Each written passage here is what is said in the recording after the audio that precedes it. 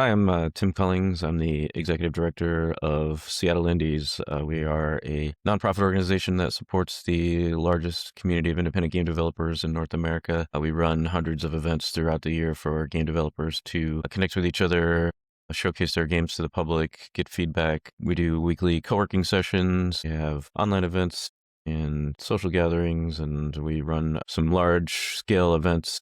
The Seattle Indies Expo is our biggest event of the year that happens during PAX West weekend, showcase of all our community games. And then also I'm wearing the shirt for the other one, which is Slice, Okay. it's a industry B2B type event, developer focused, with lots of workshops, panels, pitch reviews, all kinds Mhm. of industry focused type talks here in Seattle. Cool. That's pretty cool. And so you might be the first person I've interviewed, I guess, from Seattle. What is the culture up there like around gaming? Obviously, big companies and stuff, within gaming up there, but like holistically, around the gaming and game development and all that stuff there. Yeah, I mean, Seattle, well, we like to call it the Hollywood of video games. There's a lot of game companies here.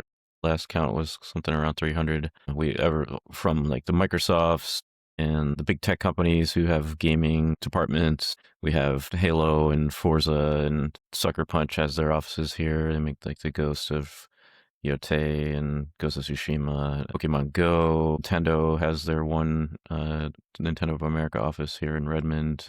ArenaNet. Valve obviously is based out of here, so that's a Yep. big chunk of the money that comes in from the games industry. All the big players are here, and then there's DigiPen and University of Washington and Bellevue College and all sorts of other colleges in the area and universities that have game programs.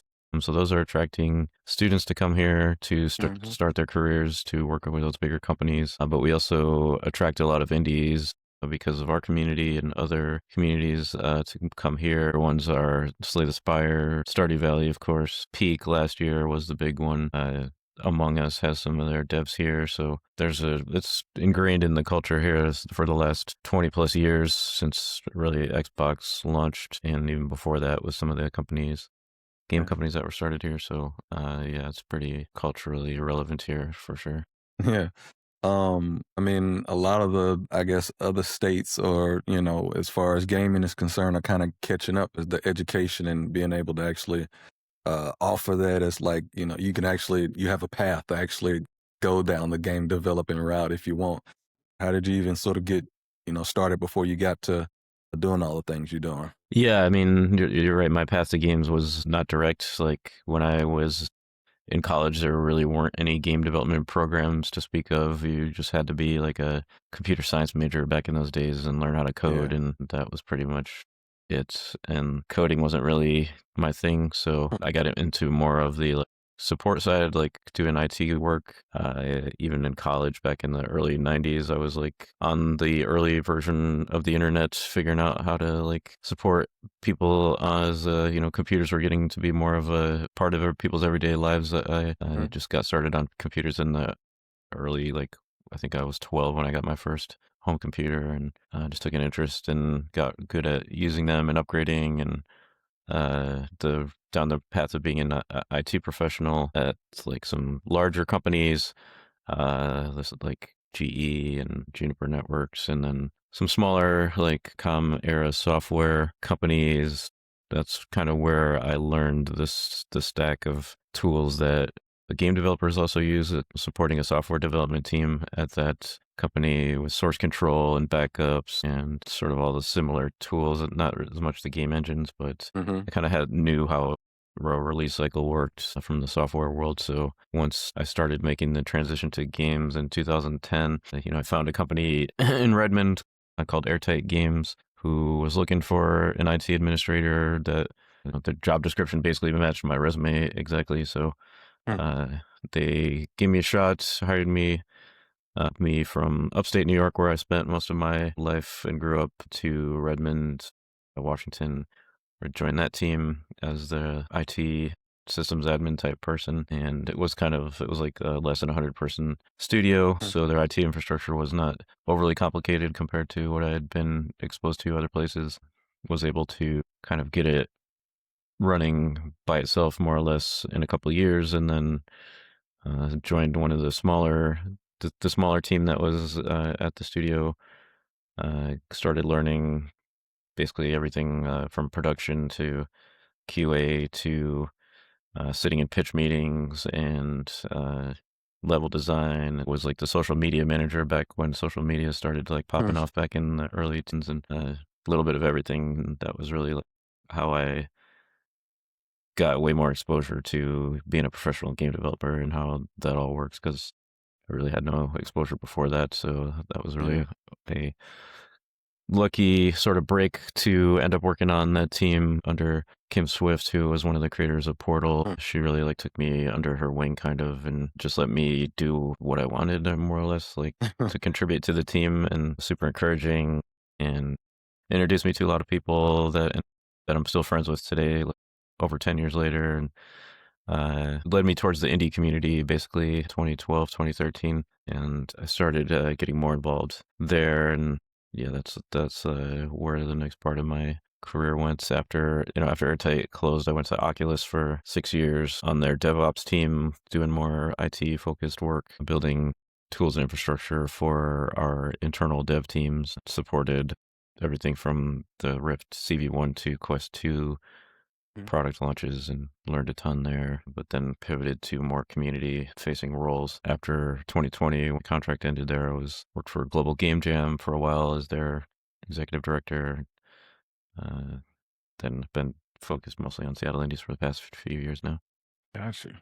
Yeah. With the skills and sort of the things you were able to kind of experience and whatnot. I don't know if you kind of had any aspirations or any opportunities as far as like, did you have any, I guess wanting to do one or the other over like maybe working for a AAA versus, doing the whole indie thing? Or was it just like the way you got into gaming was just sort of, you kind of were making your way anyway? You probably didn't even have those sort of lofty ambitions like that, like a lot of people do. Oh, I want to work for this AAA company, or hey, I want to, be able to do this for this game or whatever the case may be. Yeah, I mean, at the early stages of my career, I had ideas of I wanted to work at like LucasArts because I'm a huge Star Wars fan and just Mm-hmm. wanted to work on those games. But then like those studios closed down, but I ended up working with a lot of people who worked there when I was at Oculus, so that was cool. And there was a couple other of the studios that. The team that made BioShock was another one that was kind of like a dream role to end up on. But I mean, I spent 2 years from like 2008 to 2010, like applying to every game job I could find that was like even close to matching my skill set. Finally got that one. That was kind of like my way in. I was really like not being picky at that point. I had wanted to move to San Francisco initially to be closer to my sister and her friends, but that ended up in Seattle, and I feel like that ended up being a better move. And And then, so I was just going to say, and so like, yeah, how does like Seattle indie sort of tie into it? Because obviously you had kind of already done a nice amount. I mean, as far as like, kind of compared to other people that get in the game industry, because, from what I understand, some people either, if they're trying to do game development, they're just trying to ship a game at some right. point, or something to that effect. But like you kind of had experience doing a whole bunch of different things before that and had, IT experience and stuff. So like how did you even sort of make that way to that? Yeah, so like 2013-ish, I started going to the community events here. The team I was on was working on a small kind of indie-ish title. I didn't really have a lot of connection with the indie world at that point. Didn't even play much indie games. I was more like a AAA gamer, so I felt a little unprepared for that task. And found our local indie community, started going to the events to try to like meet some folks and just learn more about that side of things. And then 2014, when Airtight closed, I was spent most of that year looking for work, and the community just kind of kept me anchored, connected to the games industry, kept my spirits up.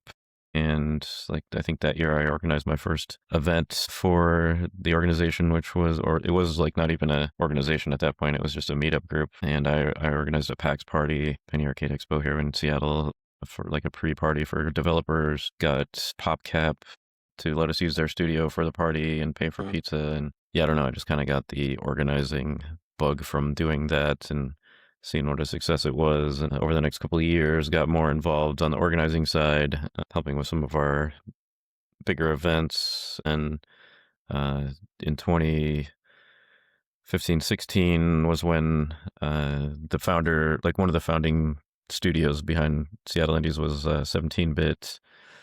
They've made a few games like Galaxy and Skills of the Shogun. They used to host our big monthly social meetup at their studio every month, but we were like rapidly outgrowing that space, and it was kind of not the most accessible or welcoming to people based on like the neighborhood it was in Seattle. So once they moved, there was like 5 of us who were kind of the main organizers that took over running everything. And yeah, we quickly realized that we needed some kind of structure, so we formed the nonprofit version of Seattle Indies in late 2016. So this year we're coming up on the 10-year anniversary of that. I'm the only one of the founding board members that's still left working with the org. Hmm. But that was really a pivotal moment for the growth of the community and the organization for sure. Like, how big is the community, kind of currently? We have over 8,000 people in our Discord, close to 10,000 in Meetup. Our biggest monthly events gets 100, 225 people regularly. And then, yeah, I mean, I can't tell you exactly how many people, but That's a good sized crowd, though. Yeah. I mean, that's a good crowd for sure. And how are like the events?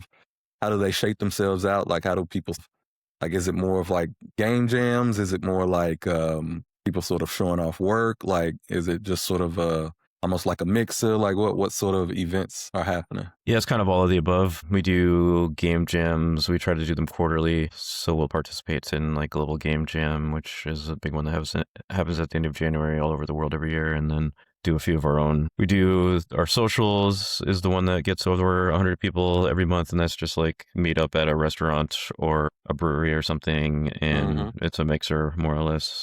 Just hang out and chat with developers. We do like a show and tell event every other month now, where it's like demo night, where people just bring their game in whatever state it's in and set up their laptop and let people play and give feedback. And like I said, we do co-working every Saturday afternoon, where 20 to 30 developers get together at a local game college called AIE, and they just work on their games. So it's a lot of like solo to small team, like 3 to 5 at the most people. A lot of people looking for like a job in the industry. It's not just all indies either. We have a lot of like the AAA folks who come to our events. It started out more indie focused, and I would say it still is. I mean, we have a lot of students, obviously, a lot of hobbyists, people really from all different backgrounds come to our events just to network and connect and learn from each other. I need to come up there. I've never been to Seattle. I've known like a lot of, games and a lot of the companies and stuff. A lot of games come from up that way. So it's definitely interesting to hear. I'm from Nashville, so I mean it's like we don't really not like, arcades and stuff anymore. Probably yeah, Atlanta is that has a probably the big. closest. Yeah.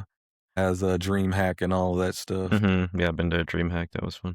I'm trying to catch up on all of the stuff. I mean, stuff costs real money, so yeah, I mean, and especially like I've never been to GDC. I would love to get to GDC, and I already know that's gonna be a lot. And that was why we started Slice that I was mentioning.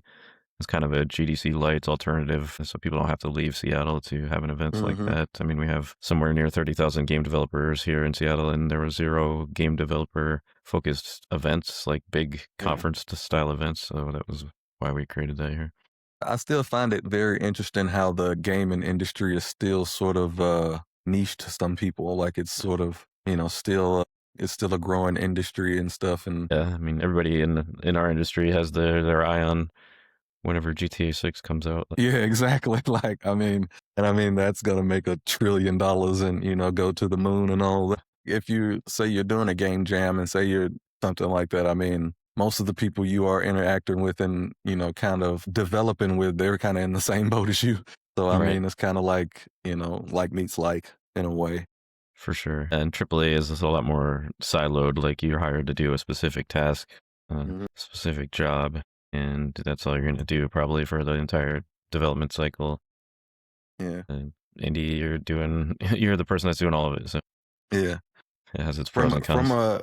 From a IT perspective, like as far as games and gaming is concerned, like how or has it like changed, kind of given the landscape now with, the a lot more people probably knowing how to code, a lot more people, Hmm. obviously you have AI and all of that stuff, but like how has that sort of changed, or is it the same? Like what is your feel about like IT and technology and all of that stuff right now? Yeah, it's interesting because for a while everybody built all their own services in house, like they hosted their own servers Hmm. in their building, and then the last 10 years everybody kind of migrated to cloud services because they didn't want to run their own hardware, and now it's starting to swing back the other direction because cloud Yeah. services are getting so expensive because everybody wants to run their AI application, so people are starting to bring stuff back in house, which is interesting. But yeah, I mean, it's probably I've been out of the IT world for a little while, so I don't know exactly firsthand. I imagine AI is making some things easier and more reliable and needing like less constant monitoring, but then you're kind of losing a lot of like institutional knowledge. Like a lot of the issues that I solve were just from, 20 years of experience seeing the same things happen. You just kind of know what's going on and how to fix it. Yeah. Sort of kind of the old new generation type of thing of, you kind of had to get your hands dirty, whereas like somebody who's kind of just not getting on board, they got all these bells and whistles that, if they really had to break down, they probably couldn't fix the same issue without all of those bells and whistles type of thing. Yeah, and I mean, I definitely like built a lot of my career on being good at Google search. So like, that was my AI back then. But like with Oculus, it was a whole new world. Like there were no Google articles to look up to how you fix some of the problems that we were Hmm. facing. So you really had to have like be sharp and have a lot of know-how to be able to fix some of those issues that I don't And know had how to you would have have you had be your AI figured own, out. yeah, you had to have you be your own Rolodex pretty much Yeah. to be able to function. Hmm. So you have Seattle Indies and all of that. Like, what is sort of the next step as far as like, are you just looking to grow it as a community? Like, is there certain certain goals that you are looking to achieve with it? Like, what is sort of the, I guess, the here in the near future to further future for Seattle Indies and the stuff you got going on? Yeah, that's my focus is just building infrastructure for what we have created that sort of runs organically without any real infrastructure behind it. So the first of three pillars of that was the industry conference. So we started that last year with Slice, and we'll be doing that again in this September. After that, we're looking at having some sort of physical space here in Seattle, which we've never had in all these years. We're running close to 300 events a year, Okay. and having to find spaces to do all that we can just get for free or cheap is a lot of effort for a volunteer grassroots organization. So having a physical space to put down roots and host a lot of events and formalize some of our incubator type programming at a physical space is the next one, and we're potentially close to making that a reality. But fingers crossed. We're working with a few other arts and tech focused organizations here in Seattle to try to build like a transmedia hub to support the entire creative economy, and some workforce development programs we've been working on the past few years to give people sustainable jobs here in creative economy. And the other one is like a professional association for that can represent game developers when talking to representatives here in Washington Hmm. State and the city. I've also spent the last 2 to 3 years getting more involved in that side of things, but 501c3 nonprofits are limited to how Mhm. much time they can spend lobbying legally. So we need like another organizing body to be able to go to our state capitol or city hall and talk to our reps about how they can support this industry that's bringing like $13 billion a year into the Yeah. state. Yeah. And like you said, some people don't think of it as like a industry for some reason. That's they know that like their kid plays Fortnite or Minecraft or something, and like that's about it from the reps that I talk to. And some of them really do get it and like support it, but others don't really understand like how much value we're generating here and the jobs that we're creating. I'm not sure about Seattle because Seattle actually is probably one of the more progressive places as far as like having programs and stuff in colleges and whatnot. But like even say the teachers and the stuff like that, even understanding the program that they actually, because some people will say, why do we have a gaming program? Like, what is it Mm, that you're trying to achieve with it? But I think it's also because a lot of people don't think of the amount of jobs there are mm, actually in the gaming industry. People usually only think of, people who make the game, people who sell the game, and it's usually mhm. the people who own TV pretty much. Yeah, and there's artists and audio people and animators and uh, it's not just writing code. It's a whole interactive medium that can require hundreds, if not thousands, of people to work on the bigger games.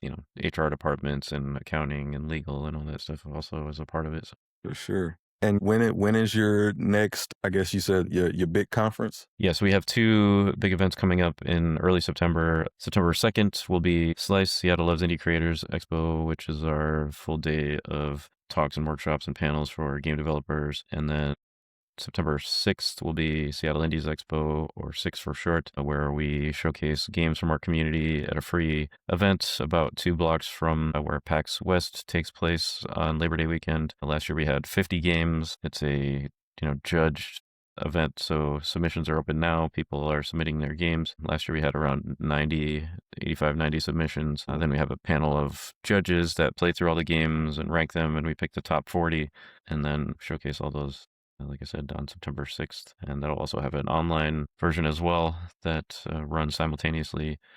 So people can look on our Twitch and YouTube channels, and if they're not in Seattle, they can at least learn about all the developers and games that we're showcasing. Plug all of the stuff that people can, find so they can find everything that you doing and find the events and stuff like that. Yeah, I mean, people can go to seattleindies.org. That's our main website. From there, there's links to our meetup page. That's where you can find all the events that are happening. And then our Discord is also there, and that's the main online community that also lists our events. Those are the three main ways, and you can find us all over social media. These is the username. Yeah, that's how to keep in touch with us.